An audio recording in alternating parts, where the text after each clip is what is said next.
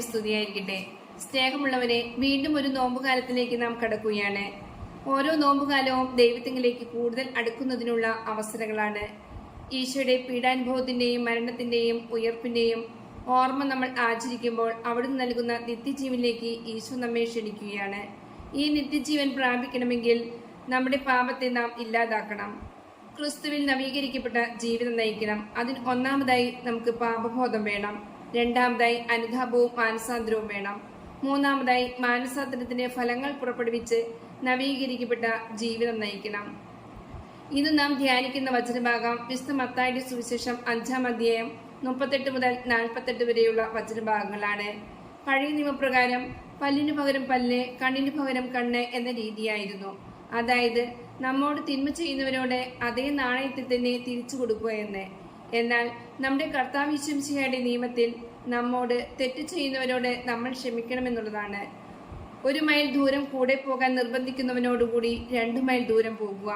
ഒരുവൻ അർഹിക്കുന്നതിലും ഇരട്ടി നന്മ അവന് ചെയ്യുക എന്നതാണ് കർത്താവ് നമ്മെ പഠിപ്പിക്കുന്നത്. സഹോദരങ്ങളെ, തിന്മയെ നന്മ കൊണ്ട് നയിച്ച ഈശോനാഥന്റെ വചനം ആധുനിക മനുഷ്യന് അന്യമായിരിക്കുന്നു. ഒരു ജീവന് പകരം 1000 ജീവൻ നശിപ്പിച്ചാലും പകയും വിദ്വേഷവും മാറുന്നില്ല.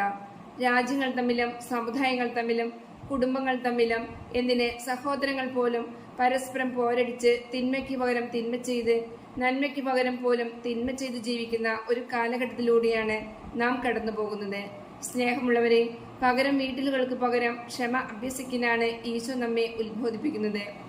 നമ്മെ ദ്രോഹിക്കുന്നവരെയും വിമർശിക്കുന്നവരെയും വഞ്ചിക്കുന്നവരെയും ഒക്കെ സ്നേഹിക്കുവാനും ക്ഷമിക്കുവാനും നമുക്ക് വളരെ ബുദ്ധിമുട്ടാണ്. അത് തികച്ചും സ്വാഭാവികവും മാനുഷികവുമാണ്. എന്നാൽ സ്നേഹത്തിന്റെ ചുംബനം നൽകി തന്നെ ഒറ്റക്കൊടുത്തവനോടും ക്ഷമിച്ച ക്രിസ്തുവിന്റെ അനുയായികളായ നാം ഈ ക്ഷമിക്കുന്ന സ്നേഹം പ്രാവർത്തികമാക്കണം. തന്റെ മുഖത്തടിച്ചവരെയും തന്റെ അങ്കി പങ്കിട്ട് എടുത്തവരെയും തന്റെ ശിരസിൽ മുൾപടി ധരിച്ചവരെയും ഒരു നോട്ടം കൊണ്ട് പോലും വേദനിപ്പിക്കാത്ത നമ്മുടെ കർത്താവിന്റെ പാത പിൻചൊല്ലാൻ ഈ നോമ്പുകാലത്ത് നമുക്ക് പരിശ്രമിക്കാം. അവന്റെ കുറവുകളെ സഹിഷ്ണുതയോടെ കണ്ടുകൊണ്ട് തിന്മയ്ക്ക് പകരം തിന്മ ചെയ്യാതെ ഉപവാസവും പ്രാർത്ഥനയും അനുതാപവും വഴി ഈശോയുടെ കൂടെ വസിച്ചുകൊണ്ട് അവിടുത്തെ വചനം ശ്രവിച്ചുകൊണ്ട് ഈ നോമ്പുകാലം ഫലദായകമാക്കാം. അന്ന് കാൽവരി ക്രൂസിൽ നിന്ന് ഇറ്റിറ്റ് വീണത് ഈശോയ്ക്ക് നമ്മോടുള്ള സ്നേഹത്തിന്റെയും കരുതലുടെയും പ്രതീകമായ രക്തത്തുള്ളികളായിരുന്നു. ആ രക്തത്തിൽ തന്നെ നമ്മെ കഴുകി ശുദ്ധീകരിക്കണമേ എന്ന് നമുക്ക് പ്രാർത്ഥിക്കാം. ഈശോ നമ്മെ എല്ലാവരെയും സമർത്ഥമായി അനുഗ്രഹിക്കട്ടെ.